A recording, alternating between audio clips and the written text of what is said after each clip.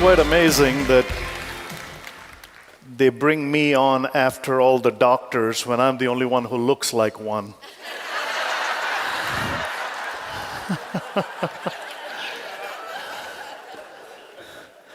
I want to start with an anecdotal story that kind of hinges on where you are in building a dream.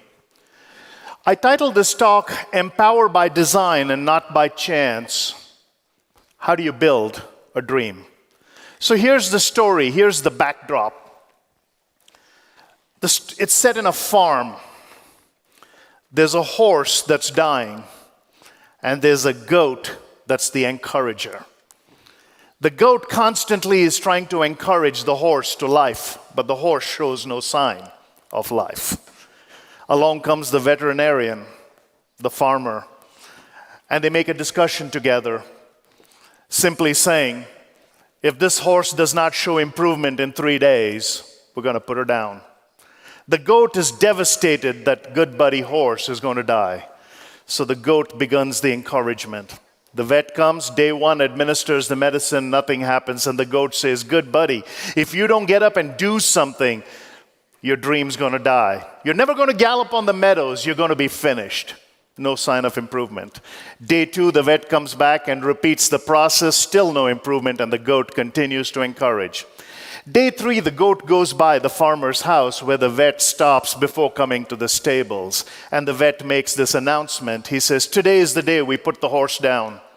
And the goat makes a beeline for the stables and says, good buddy, today is the day they're going to get you. You need to show some sign of life. And the horse begins to stir. He says, that's it, good buddy, now get up. And the horse gets up. He says, now gallop across the meadows so that they'll know that there's life within you. And the horse begins to gallop. At about the same time, the farmer who had been on his knees praying for a miracle looks through his window and sees the horse galloping on the meadows. And he looks up to the heavens and says, Lord, thank you for answering the prayer. Today there will be a big sacrifice to you. Bring the goat.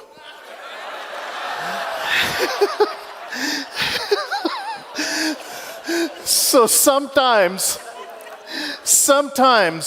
when you are the encourager, make sure you tell everybody why you're encouraging them, lest you become the sacrifice. When passion is born, you get a glimpse of your potential. The food you eat on the mountaintop only grows in the valley, said the wise bard, but he also said this, we all deny our talents and our abilities because to acknowledge their existence will now force us to use them.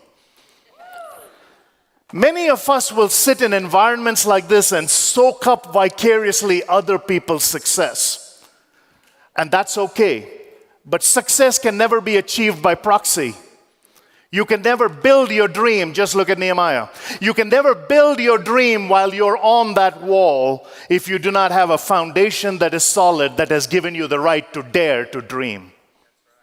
How do you begin that process of beginning to even imagine that you're capable of doing something? Salt Lake City, Utah, a short couple of blocks from here in 1992, at a big gathering of roughly 25,000 people, I was a young guy selling books and tapes at the back of the room when my hero, Zig Ziglar, was speaking. And I dared to dream that one day I'd get to do this. Now, folks, I'm what you call a 10-year overnight success. If you're looking at a short-term dream, you will have short-term success. Don't look at short-term immediate gratification. Look at long-term voluntary change. The right to dream, remember this, the future has no memories.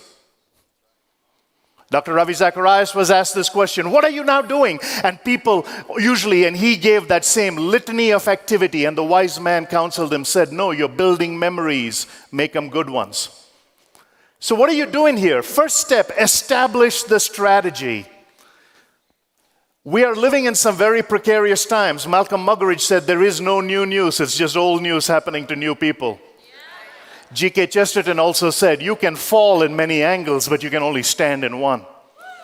Dr. Martin Luther King said, if you don't want someone on your back, stand erect. 97% of the people in this world operate in the comfort zone. 3% of the people in this world operate in the effective zone.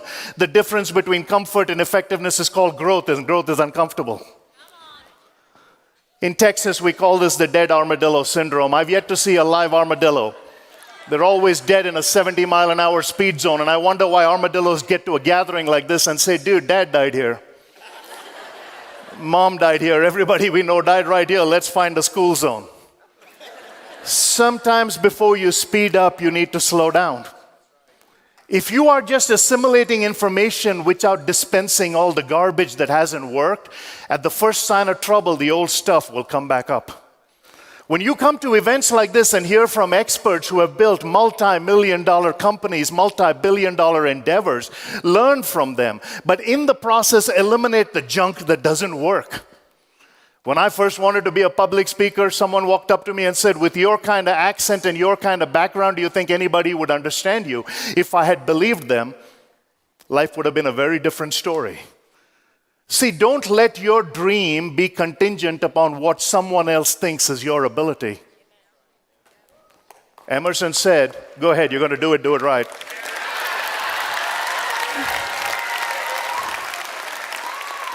Emerson said, if you're going to pull me up, you better be on higher ground. Coach Joby Harris said, otherwise the day will come when by the sheer weight of our numbers, we will pull you down. Mediocrity and misery do love company. Embrace the underlying disruption. Look for opportunity. First thing I would encourage you to do is challenge every assumption you have held dear. What are some assumptions that are preventing you from success in this endeavor? Is it belief about geography? Is it belief about opportunity? Is it belief about linguistics? Is it belief about psychology? Is it belief about baggage? What is it that's preventing you? Eleanor Roosevelt said, other people can tell you what you can or cannot be, only you can fulfill it. When you wake up and look in the mirror, do you see someone desirous of becoming a champion? If you see bad hairdo, go back to bed. None of us want to see it either. If you walk out in this world looking like the picture on your driver's license or like you're being weaned on a pickle, ain't nobody going to treat you like a glamour shot. If you're happy, tell your face. See, features tell, benefits sell, old sales ideology. Second, develop clear medium-term vision, one that provides inspiration and hope. Alfred Adler, the great psychologist, said hope is the foundational quality of all change. John Maxwell said if there's hope in the future, there's power in the present. What is the future you want for your family? Mr. Ziegler would say when you wake up in the morning and look in the mirror, there are only two statements you can make. I wish I had or I'm glad I did. A wish I had is one of regret. There will come a time when you will hit checkpoint Charlie. You will come at the very end of your thing. The only amount of real estate you can take with you is a 6x4 plot. The pastor will be leaning over you saying, you the man. Right now you're the dead man, but you the man. Someone asked me, what do you want a pastor to say when you die? I want him to say, he's still moving.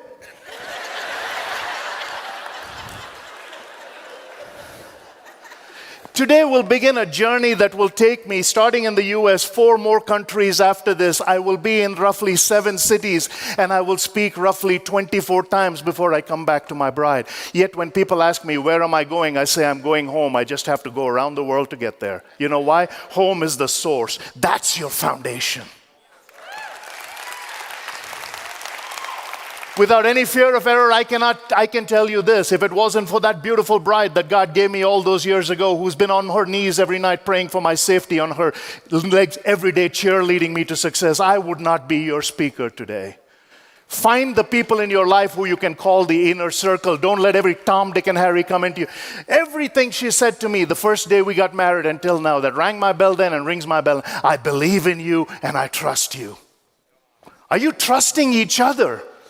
If both of you are in the business, or if you're in the business and you're trying to get someone else who's a significant other in it, are they the ones raining on your parade? You'll go back here and the flames of optimism have been fanned, and as soon as you go home, someone will throw a bucket of ice water on it and douse it, saying, not so fast, Charlie Brown. What they're saying is, we have got mediocrity just right. Why do you want to mess it up? See, mediocrity and misery do love company. Have you ever noticed people with nothing to do want to do it with you? You've also noticed that a fat head and a narrow mind usually come on the same body, the kind of people look through a keyhole with both eyes. You can't sell a dream and you can't explain hope. You gotta live it. You gotta feel it. The last 4 letters of the word enthusiasm are I am sold myself. If you walk out of here with a pep in your step and a little bounce to your ounce, people will believe that you're part of something that is magical. If it is same old, and you're trying to convince people on features, features tell, benefits sell. Reevaluate at intervals, challenge your assumptions. Suspend disbelief. Whatever your doubts are today, think about it. Michelangelo, for all he did, saw his finished product before he began. Can you pare away from you all the faults that are limiting you? And can you allow yourself to rise? A beautiful story told by Mr. Ziegler in his best-selling book, See You at the Top, was a story of the balloon salesman. And if you've heard it, pardon me as I navigate through it. The young balloon salesman was selling balloons in a park in New York. And every time there was a lull in the crowd, he released a few more balloons. And a crowd gathered and he sold more. A young black kid walks up to him and said, Mister, if you release a black balloon, will it go up? With considerable wisdom of the ages, the balloon salesman responded, Son, it's what's on the inside of the balloon that makes it rise. And as a young immigrant to this country with barely $9 in my pocket, I began to realize what hope was. Hope is manifested change of a belief within that created within you in all of the 7 billion people on planet Earth. There's only one you. 7.2 billion people on planet Earth, and God in His infinite wisdom chose to have only one you. You've already won, if you think about it. But Mr. Ziegler in that book also had another story on its closed heels, just because he knew we're skeptical. The story is of John Johnson. John Johnson goes to the airport, as I will this afternoon. And John Johnson walked to one of those old-fashioned weighing machines. You know, the ones which had the psychedelic lights? In our time, you put in a quarter and your fortune came out on a little card.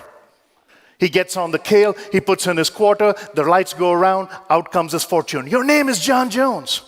You weigh 220 pounds and you're on the 220 to Boston. John Jones is pretty convinced that there's a trick. It can't be that easy. He goes back in, he hikes up his collar, wears his dark glasses, stands back on the scale, puts in his quarter, out comes his fortune. Your name is still John Jones. You still weigh 220 pounds, but you just missed the 220 to Boston. If you stand on the sidelines of life, guess what you're a skeptic to? Other people's success. Life is a participator sport. It is not a spectator sport. And I've shared this with this same group before. Every sporting event I've ever been to is a microcosm of failed dreams. 75,000 people desperately in need of exercise, yelling at 22 people desperately in need of rest. You're not going to win it unless you're in it. You can complain from the stands all you want. The referee is not going to change the call, except you're Tom Brady. I don't know what else break that dude knew. He's already good looking, married to a supermodel, got 5 Super Bowl rings, and he still whines. The next Super Bowl party, they need to give him some cheese. Hopefully it goes with the wine. Strongly defined opinions can severely limit the performance of the organization. If you're building a team and navigating a dream, make sure that you're working yourself out of a position. Watch me carefully, friends. If you want a mountaintop experience, quit looking at the mountaintop. Look back to where you came from. Bring enough people to where you are, and on their shoulders, they'll take you to the mountaintop.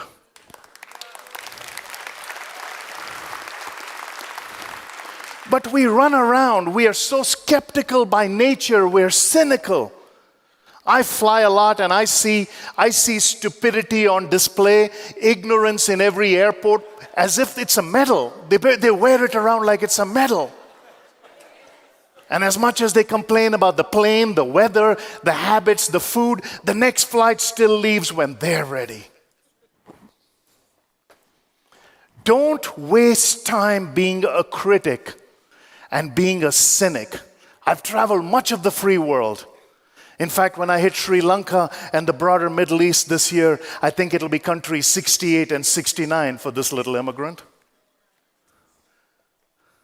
And everywhere I've gone around the world, I've seen a desperate desire for hope. But one thing I've also seen is a large populace pretty sure that the deck is stacked. That I can cheer, I can applaud, but internally the barometer has not moved. I cannot walk out of here believing. My first seminar in Dallas, Texas, January 26, 1990, I won a sales contest and they sent me to hear this man, Zig Ziglar, speak. And in 3 hours, he catapulted my life and revolutionized my outlook, because the first thing I did when I got in my car and left that stadium was I turned the wrong direction. I had come in I would have had to take a left to get back home. I took a right and ended up in the wrong part of town. Now, this is before GPS. This is before cell phones. So I went into a 7-Eleven to ask for directions, and people always think that's the important part. Why a 7-Eleven? I was pretty sure I'd find an Indian there.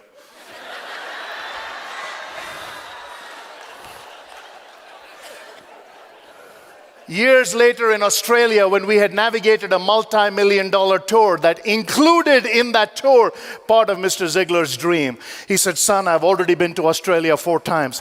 Can you negotiate for me an opportunity to go see the outer barrier of the Great Barrier Reef and have the seminar sponsor pay for it?" That was how we operated. And when we were in the business lounge of Qantas in the Sydney airport, I'll never forget, my hero comes and puts his arm around me and says, "Son, when you tell the story about being lost at my first seminar, I want you to retell it this way. That was the day you were found, because 2,500 people came that evening and everybody went back the same way they arrived. You're the only one who was radically changed."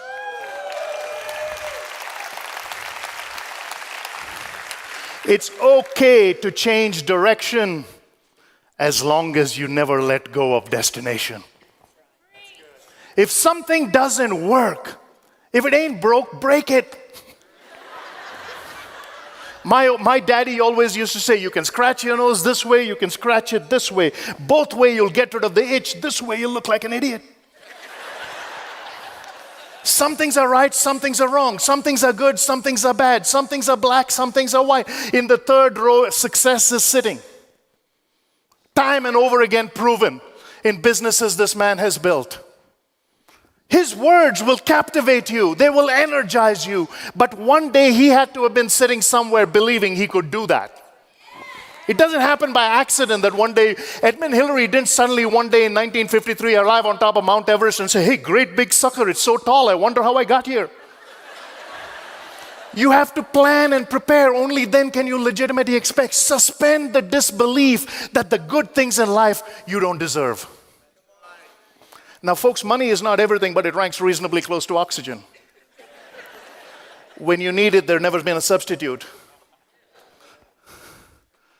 Don't look at the things money will buy, folks. You want to build a great dream? Suspend disbelief and begin to embrace the things money can't buy. Character is the foundation. It is the ability to have pride in the mundane. You cannot go from a donut to baked Alaska overnight. If so, you won't enjoy either. You want to get to 1 million? First get to 100,000.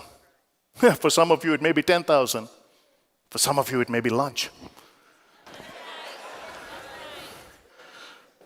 I jokingly tell people, I almost got into banking, kept losing interest. Suspend disbelief. Recently, when Mrs. Ziglar passed away at the funeral home, I met a man who was my first trainer. One of the men who challenged me in the early days. When I got up and spoke for 60 seconds, he found 17 things that I had made a mistake on.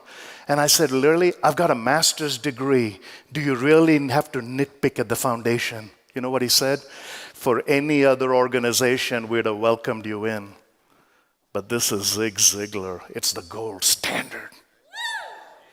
Do you consider yourself the gold standard of this business? Do you consider yourself the gold standard standard of this industry? If so, it may not be joining people just because you think you need them. It may be standing next to them, asking them, are you capable of dreaming the same dream as me?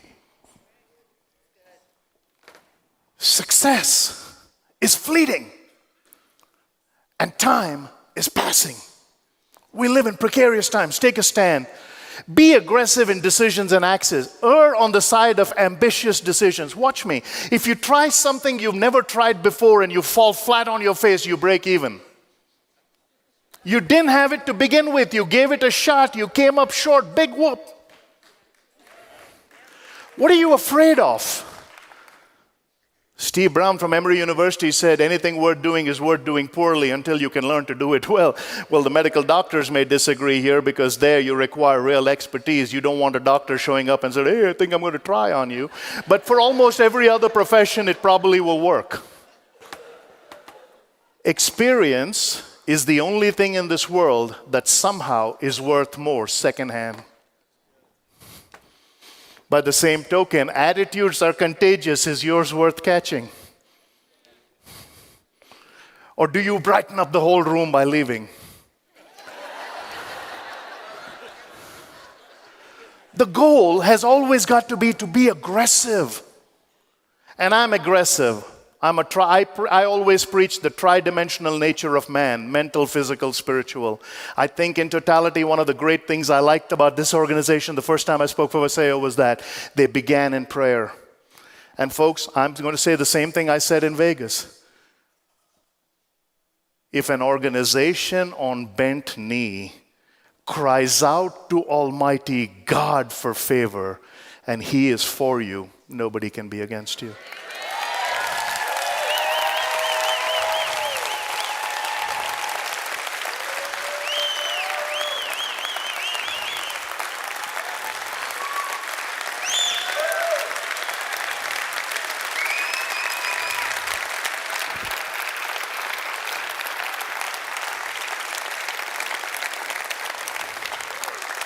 Thank you. That's why when the wise bard once said, first dentistry was painless, then bicycles were chainless, then carriages were horseless, and many laws enforceless. Soon cookery was fireless, telegraphy was wireless, coffee caffeineless, and cigars nicotineless. Then oranges were seedless, the putting green was weedless, the proper diet was fatless, and the college graduate hatless. Today our motorways are dustless, our new steel is rustless, our tennis courts are sodless, and our new religion's godless. Pardon me if me, as a humble immigrant who has traversed this world, who came here with nothing more than destiny on my side, makes this plea, and I know we have other nations represented here, but until these here United States gets back on its knees and prays for a revival,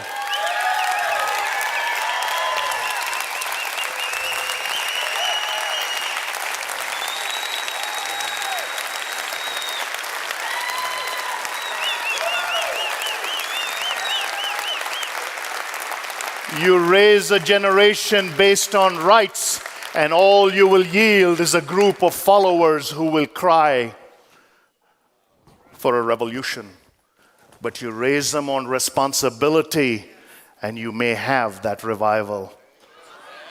It is wonderful to understand. And so when I talk about being aggressive, I'm a simple guy.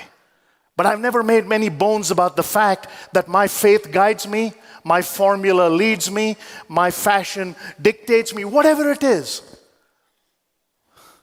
Don't take a back seat to anybody. Why? I was on a flight from Norfolk, Virginia to Dallas, Texas, and a guy looked at me, he says, what do you do? I said, well, I just got out of the witness protection program. He says, oh, really? What were you in for? I said, nothing. I became a protected witness of my Lord and Savior, and he asked me to get out of the program and tell a few people about it.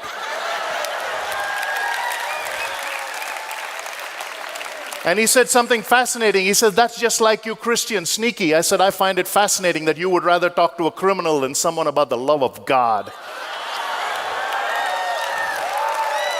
Now, hear me carefully. Make sure that you are on the right side of gravity when you do these, and I'll begin to give you some action plans. Make execution a priority. Great plans can fail because of poor execution. I've seen people who are rabid in their enthusiasm and clueless in their ability to persuade.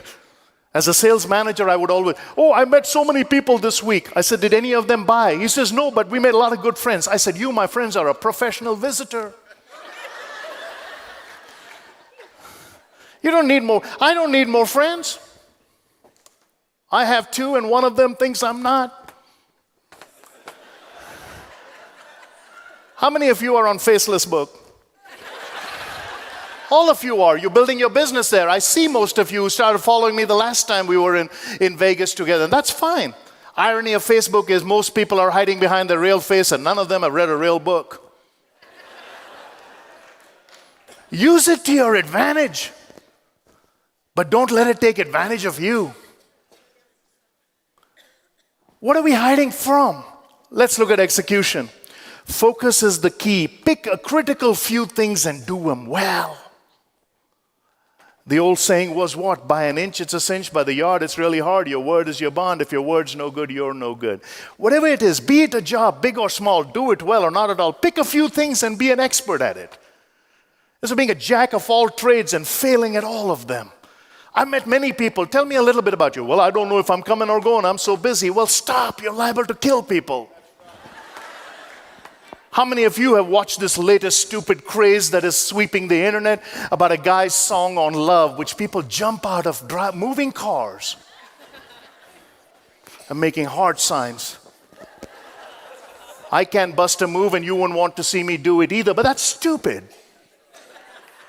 Jumping out of a moving car to sing about love because you're so enthralled by the challenge.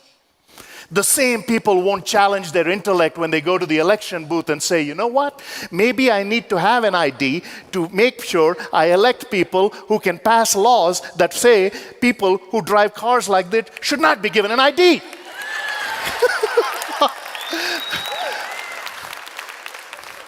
I mean, aren't we done with the dumbing down of the world? I mean, truly dumbing down. They asked a lady, name one country, and they pointed to the map of the world.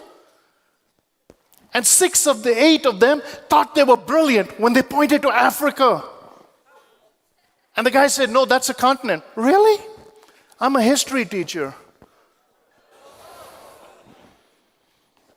Now that may be funny, but let me talk about the other side of our education, the system you and I. Folks, don't get me wrong. Some of us have been victim to the same idiosyncrasies. Recently, they asked in an 8th grade AP history test, there were 4 paragraphs on the Second World War and nothing mentioned of Hitler or the Holocaust. Until you have walked through Auschwitz, which I have, and seen what Hannah Arendt called the banality of evil, where the Jewish race was being eliminated at the rate of 10,000 a day because one idiot wanted a master race. We are seeing the dumbing down of humanity, and it's happened on our watch. Folks, hear me carefully. Post-Vietnam, America's cultural soul came home in a body bag. Now here's the irony. I travel to the rest of the world and we seem to be somehow leaders in innovation. And what they are embracing is some of our dumbed down ideas. And some of these nations come with great history. And yet when you go to them, you see our influence, the negative kind. I think it's time to get back to basics. Mirror, mirror on the wall. Here I am. What's my call? How did Amy Carmichael put it? For prayers that ask that I may be sheltered from winds that beat on thee, from fearing when I should aspire, from faltering when I should climb higher, from silk and self, O captain, free thy soldier who may follow thee, from subtle love, softenings, from easy choices, weakenings. Not thus our spirits fortified, not this way went the crucified. For all that dims thy Calvary, O Lamb of God, deliver me, give me the love that shows the way, the hope that nothing would dismay, the passion that would burn on fire. Let me not sink to be a clod. Make me thy fuel, flame of God.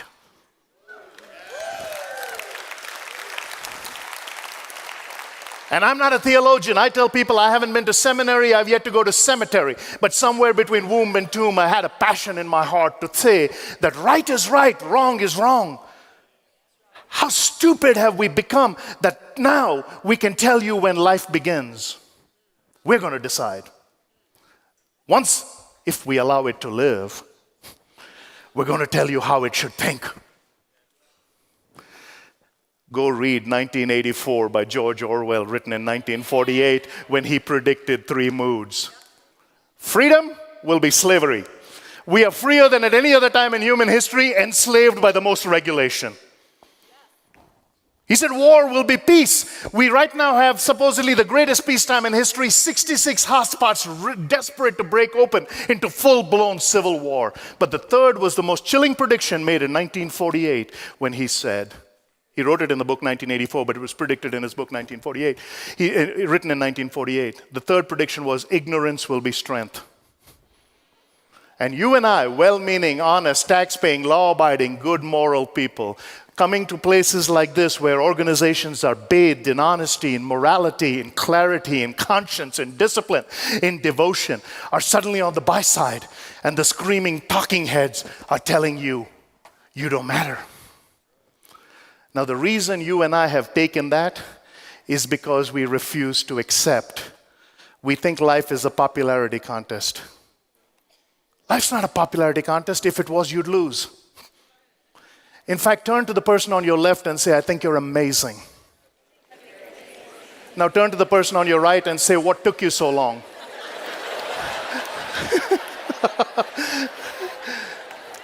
Face facts. Conceit is a weird disease. It affects everybody except the person who has it. But at some point, you need to have the gumption to say, you know what? I don't care what you think. I'm going to do my thing. Strong attention to detail. Measure and report. What do I mean by this? Inspect what you expect. As you build your business, as you put brick upon brick to build your dreams, inspect what you expect. Don't confuse activity with accomplishment. If all you're doing is you're busy, does life have purpose? Does life have discipline? You can follow me on all the social media. In fact, we can put that up. But you can follow me on all those things. And recently, a young kid asked me this question. What advice would you give to someone just coming out of college? I said the same advice I'd give to anybody ready to make a change. Have short-range goals so you get immediate gratification off whatever it is. So if it's a weight loss goal, and 50 is the number. In fact, this is how it begins. Some of you will get an invitation to go to a high school reunion.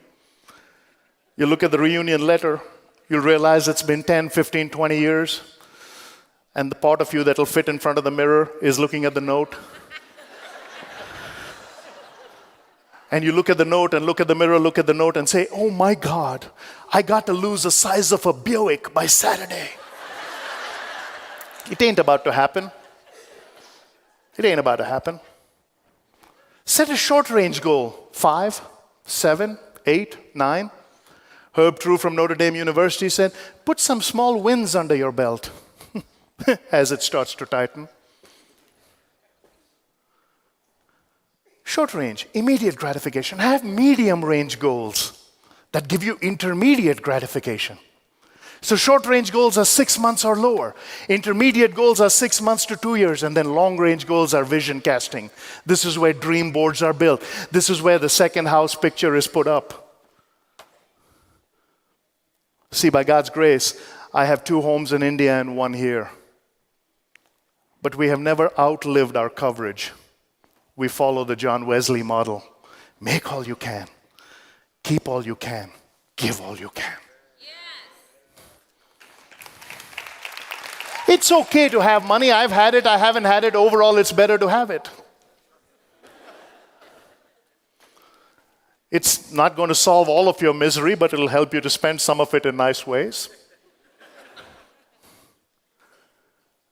But when you have purpose and you begin to evaluate, you've established that strategy, you've suspended the disbelief, you've made execution a priority, and you become aggressive, something will begin to manifest that will begin the change. How did T.E. Lawrence put it? All men dream, but not equally. Those that dream in the dark, dusky recesses of their mind wake by day to find that it was but vanity. But those that dream with their eyes open, pay attention to them, they will change the world. Who was T.E. Lawrence? World War I, worked with the Allies, came back with some consternation to England about what he saw, went to Oxford University and wrote a book when he came out of there called The 7 Pillars of Wisdom. Some of you old-timers will recognize the name T.E. Lawrence. On his life was made that epic, Lawrence of Arabia, which starred Peter O'Toole. Sometime if you have 84 hours to watch a movie, rent this one. It's slightly longer than World War I, but it's a brilliant epic. All men dream, but not equally. Those that dream in the dark, dusky recesses of their mind wake by day to find that it was but vanity. But those that dream with their eyes open, pay attention to them, they'll change the world. How do you dream with your eyes open? Let me give you a simple 4-point formula. Give more than you have. The G in the formula stands for give more than you have. What does that mean? How can you give more than you have? Isn't that physiologically impossible? It's of time, it's of talent, it's of treasure. I volunteered in doing prison work for as long as I can remember. I don't have the bandwidth to go and give of my time. But today, if anybody calls me and asks for a conversation, my track record has been I have talked to everybody who has called me over the last 25 years. Here's the irony. Most people think I'm so busy that they never call me. I get about 50 calls a month and I can answer them. I have answered most of my emails by myself. This is the first time in my life we have a group now tracking what I do, but I still answer all the questions personally. They can represent me, but they cannot answer for me. It's vital. Give more than you have. One of these days, it'll be the last song. One of these days, you won't have a chance to do a do-over. I remember, and second is leave more than you take. Give more than you have, leave more than you take. Leave more than you take. Mr. Ziegler's catchphrase was, you can have everything in life you want if you just help enough other people get what they want. But that has to be a philosophy, not a tactic. My good friend Jay Rogers says, in any business transaction, whether you got the better end of it or they got the better end of it does not matter. 20 years from now, when you're sitting across each other having a meal, there should be no hostility about that decision. Regardless of who got the better end of the deal when the transaction went down, 20 years from now when you're sitting across each other having a meal, there should be no animosity about that transaction. Leave more than you take. Offer praise to the inner circle. Folks, we are nicer to a $5 dog and a $3 cat than we are to our loved ones. But every morning I wake up, I look at that pretty bride of mine and say, I love you and I will set out today to honor you. Every day I send my son a text, you're mine and I love you, you're terrific and I'm proud of you. Every so often I send him a poem. Son, I may never gather diamonds, I may never amass gold. My colleagues may consider me a failure when my business life is told. But if you can grow up good and godly, my son, I'll be glad, for I know I'll have been successful as your dad. My primary job as a father is to bless my son. Give more than you have. Leave more than you take. Offer praise to the inner circle, but the W in the formula and the acrostic spells glow. How do you glow? Give more than you have. Leave more than you take. Offer praise to the inner circle. And whose applause matters? See, I never worry about the applause I get when I'm introduced. That was mandatory. I worry about the acknowledgement I may get at the end. That could be pity. But I'll tell you, as an itinerant father who's been on the road most of my life, I have paid the price of not being a family man. By God's grace, she did a wonderful job. Longest married single mom I know. When I went to my son's graduation at the University of Tulsa and he was getting these awards, he graduated 4 years, debt-free, saved money while he was in college and started a company. Isn't free enterprise great? I was wiping a tear of gratitude. I was proud of my son. And my bride looked at me and said, "Why are you crying? I handed you a finished product."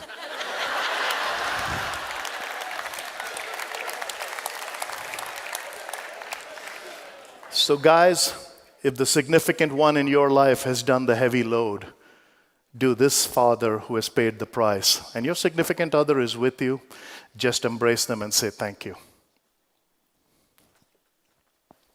Not too long, yeah. So,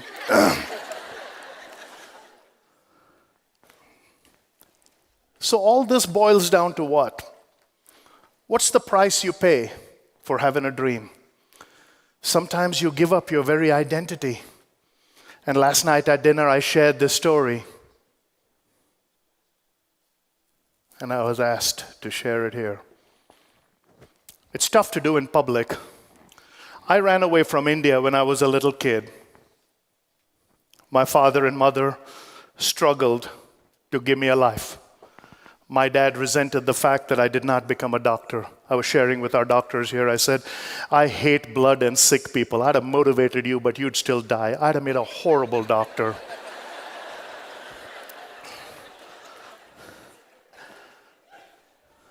But this year something happened when I went to India. The story came full circle. See, the foundation of a dream, remember what I started with, we are tridimensional. I gave you everything about the mental acumen strategy. Here you have been given the tools to have the physical acumen through product. But the spiritual acumen will still come knocking. Folks, the price to pay is easy. He paid it at Calvary.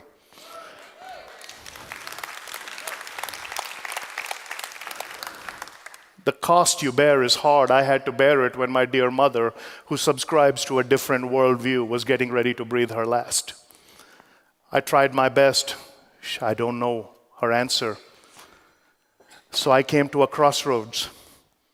On February 9th of this year, I had to look at my father, the man I adore more than anybody else on this planet. My father is a wise man. Last year at the age of 83, he finished his PhD work. My father is a brilliant man. I had to look my father in the eye and say, "Pop, here's where we will disagree. Tradition will be jettisoned. Assumptions will be cast aside. I am ordained as a Christian preacher. As a result, I cannot participate in any of the rituals which you consider holy. And I would not want this curse on any boy to have been declared by himself to be a stranger at his own mother's funeral." I made that choice. What is the price you're willing to pay for your dream? If you don't stand for something, you'll fall for anything, said Dr. Martin Luther King. Will you stand against your own family because your dream is so powerful? But will you do it with humility and respect, as the good book asks us to do? Folks, Fred Smith said, humility is not thinking less of yourself, it's thinking less often of yourself.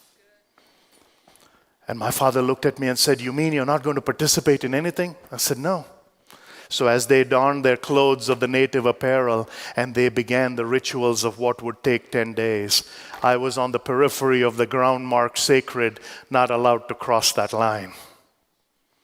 And I stood there weeping to this man I called my Savior, who I served.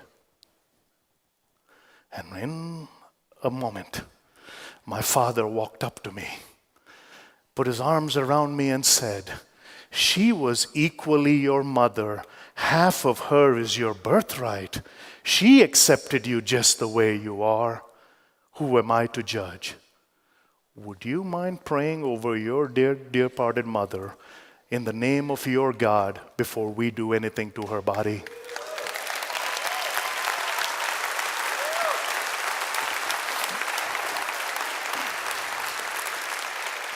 And I'll close with what I said there, because I think this is what dreams are made of. I don't wish you go through my experience, but maybe my story will tell you that what you see in front of you is not a motivational speaker. It is a real life led by believing one man when he sold me that dream on the 26th of January in 1991, speaking to you like I'm speaking to you today. Folks, it's okay to be in someone's shadow. That's loyalty. It's only when they move will the light shine on you. But the reason there was a shadow is because the light first shone on them. It's okay. And I held my brother and my father, and in front of all the crowd who participated and believed in something different, here's what I prayed. Lord, as your servant, I have proclaimed you as the God of Abraham, Isaac, and Jacob all over the world. Today, as a distraught son, I'm crying out to you as the God of Lazarus. That's how much I believe in dreams. I believe they begin here. They believed wrong before I was in that lady's womb. God had already ordained me to do what I now do. Thus spake him to the prophet Jeremiah. And I believe that he will hear your cry in the wilderness. So as you leave this place, listen to the words of those that gave you strategy. Understand the technology and the expertise of the science that went behind to give you the physiology. But hear this humble preacher say, God is real. Embrace him. Thank you all. God bless.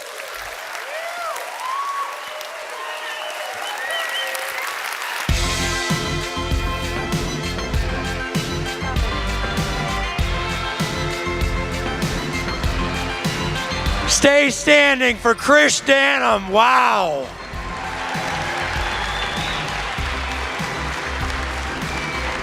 Give him another hand.